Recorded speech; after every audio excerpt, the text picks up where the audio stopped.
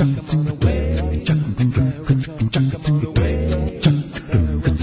gotta wake up, wake, wake. What's it gonna take you? I have to shake you. Come on, you gotta wake up, wake, wake. Doesn't take an earthquake. If you sleep, it'll be a mistake. You gotta wake up, wake, wake. What's it gonna take you? I have to shake you. Come on, you gotta wake up, wake, wake. Doesn't take an earthquake. If you sleep, it'll be a mistake. Our times are quickly changing, hidden hands manipulating, circumstances so frustrating, righteous rights still legislating, our officials deviating, constitution liquidating, all the people hesitating, and I don't know what they're waiting for. It's so humiliating, plutocrats all calculating, operating, regulating, it's completely nauseating. Wake up, America. She had a legal battle on about the farm, and it was a family battle, and what she did was she beat the liquidator, she beat an eviction, and she won the day and kept the farm. But along that route, she learned a lot about the law and our ownership rights. So after she had that success, couldn't stop her, took on the local council over their environmental planning and, you know, what rights we have here. And while she did that, as she was doing it, she found that our ownership rights were under threat. Now, she also learned of a research group that had been operating since 2003, this was 2005, and they'd been studying the constitutions to find out exactly in 5 states what our rights were. And that's actually a very good way of doing it. You get an expert team together with a couple of lawyers, as they had, specialists and so on, and you research a particular subject. And they were doing that. And why they wanted to do that was they wanted to run a couple of high court cases, so they needed to be informed. But what happened was they couldn't find that the politicians had any power unto law to do what they were doing with removing certain rights that we had for land and so on. And she also found, when being invited onto that group, that the Queensland Constitution had been changed in 2001.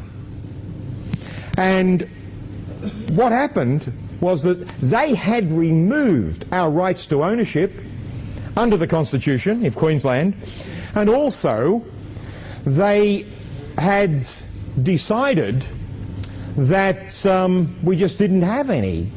Right? This was bizarre. This is absolutely staggering. And I'm sure you would want to see the evidence for this. And that's what Sue Mains is going to give us today. She's going to give us the evidence. The title of her talk is The Queensland Constitution 2001 and its removal of all our ownership rights. Now that's not just land, it's property as well. So she's happy to take questions after her chat, and please wait till after the chat for questions. This is her first time at an Inverell Forum from Woodstock near Nowra. Let's welcome the vibrant Sue Mains.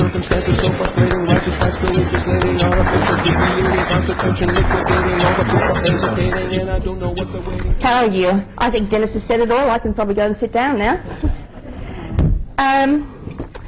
I should point out it's not me that's found all this stuff. It was a research group. It was quite a lot of people.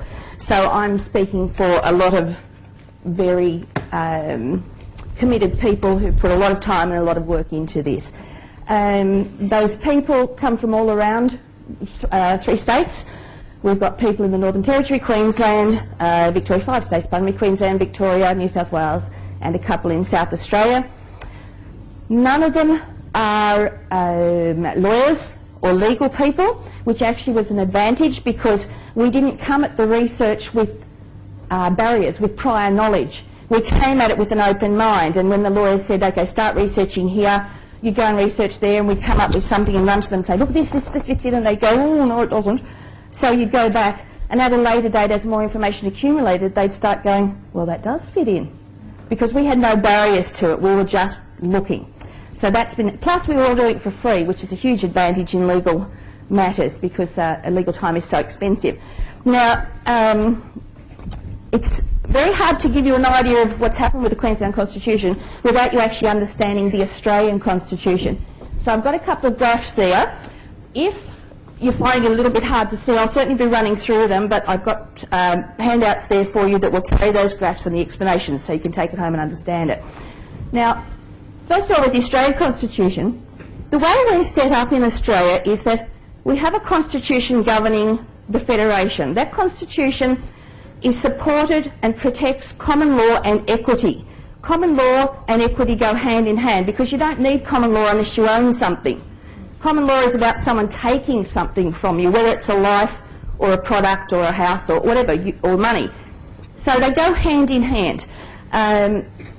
So the Australian Constitution actually protects that on behalf of the people. When I turn my head, does that get a little bit blank?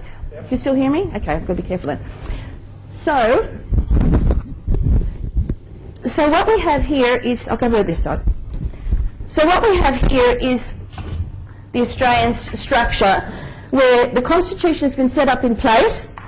The Queen and the Governor-General as her representative are there to make sure the Constitution is safeguarded in law, and it all comes back to looking after us, the sovereign people of Australia. Now the thing is, the sovereign people of Australia and the Queen are on the same level. The Queen isn't there to rule us, she's there to protect things for us. So that's our structure of laws in this country, or that's what it should be. Under that structure you've got three elements of governance. You've got the judiciary, which is the High Court and the other federal courts. They are directly responsible to the Constitution.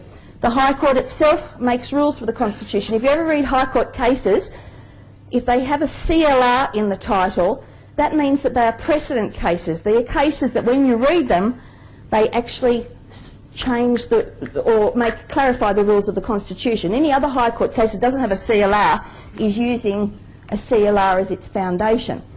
So that was the first thing our researchers were taught. High Court cases first, CLRs in preference, and the third thing was that when you read a CLR case, you ignore the judges that didn't agree, because it doesn't matter how eloquent what they said was and how it fits in, they still disagreed. So that was our three primary things. High Court cases, CLR cases, judges that agreed. Now, having done that, we started researching. And what we were looking for was where the government could take away our rights. We were looking to find out where they had the powers, and we couldn't find it. We went backwards and forwards to laws, because when you read a court case, you must read their supporting documents. You must understand the judge's thought process. So you're sitting there with a dictionary open and you're racing to the computer for another case, and you've got the case you're reading. And so you're running back at my ironing board, just had paper on it all the time, no ironing. You're running backwards and forwards so that you understand the judge's thought process. We could not find where the government has the rights. In fact, just as a brief statement, what we've come to believe is that the government can only make laws over Crown or state land, over the land that they manage, not over private land. Now, so the second level that comes under the Constitution, I'll go over here, is the legislature, which is your actual parliaments, your state parliaments and your federal parliament. In a state, with a state, the states usually have a constitution, so that slots in there, but on the federal scene, obviously that's not there. So you have your federal government, your state governments, your houses of representatives, senates, etc. They make the legislation. Then your executive is your Governor-General. He has final say. His job is to, when they make a law here, they pass it to him. He's supposed to check it against the Constitution to make sure nothing is removed from the Constitution. Then if it's fine, he approves it and it becomes law, then goes down to the government departments to enforce, to govern, etc., etc. That's the proper structure, and that's all in place to make sure that the Constitution is supported for the people. Now, what happens in Queensland? What we found, and why we came about to start looking at this, is that we were running these High Court cases, and the constant, going back to the early cases, we were running cases through the magistrates' courts into the Supreme Court on appeal, and we kept constantly getting comments from the judges such as, "You're right, but you lose." And that didn't make sense, and it was all these variations, comments like, "The laws in this state would make Hitler proud, but you lose." this person has lost all rights to do anything with their land except walk on it, but you lose. And it didn't make sense. We couldn't work it out. And it was just by a chance thought process and something someone else said that one of the researchers, the head guy, went back to the Queensland Constitution, because just on first reading of the Queensland Constitution, there's changes there and you can see it, and there was Sir Harry Gibbs, one of the justices, has stated that it has all the hallmarks of a republic, but it was fine. So you look at it and think, oh, it's fine. So we went back further. Now, to remove all rights in a state, in a country like Australia where we have common law, etc., the first thing you have to do is get rid of this guy, the Governor-General.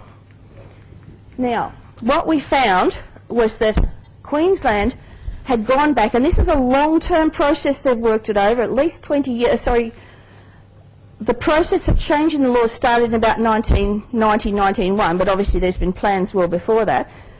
So what we found they'd done is they'd gone back to the 1867 Queensland Constitution, which was prior to Federation. It was when Queensland was an independent colony, and they had reframed it.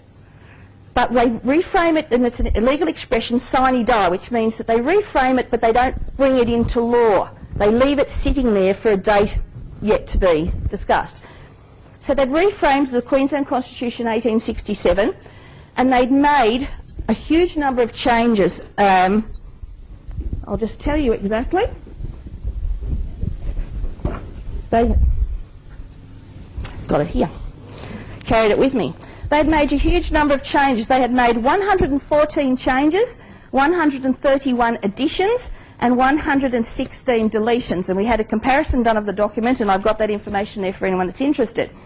Now, amongst all the additions were a huge number of additions regarding a parliamentary secretary. So what they had done is set into place in this Queensland 1867 Constitution room for a larger role for that parliamentary secretary. So then we move forward to late January 1989. At the same time, in between that time, they also reframed a lot of other laws. But this was just done, sorry, we're missing a area. This was done over a period of time. They reframed all these other laws. Now, you come to 1998, and the leader of the National Party in Queensland placed a document on the table of Parliament planning to move the Governor-General into the role of Parliamentary Secretary. Now, when you place a document on the table, if no one picks it up, no one questions it, no one does anything with it, after 12 months it automatically becomes law. So at the end of 12 months, with no independent member, no National Party, no Libs, not even the Communist Party, or anything, no one in Queensland that had a position in the Parliament questioned this document. And it became law at the end of that time. On the 29th of January 1999, the Governor of Queensland was moved into the role of Parliamentary Secretary, which means that he was no longer here, he was now working for the government. He was now a public servant. Now, on that same day, they also reprinted the Queensland Constitution 1867, which gave him this role. It was probably done first and then he moved into the role. So it was all set in place. The problem that came about with that, the really important thing, is that he didn't say to the Queen, I'm quitting and I'm moving into this role. He just moved into it and he kept the public seal. So every time they made a law from then on, he gets to still stamp the seal on behalf of the Queen. So you can call that treasonous if you like. I think it's damn treasonous. However, they then moved on. So they've got him where they want him. They've got the Constitution in place.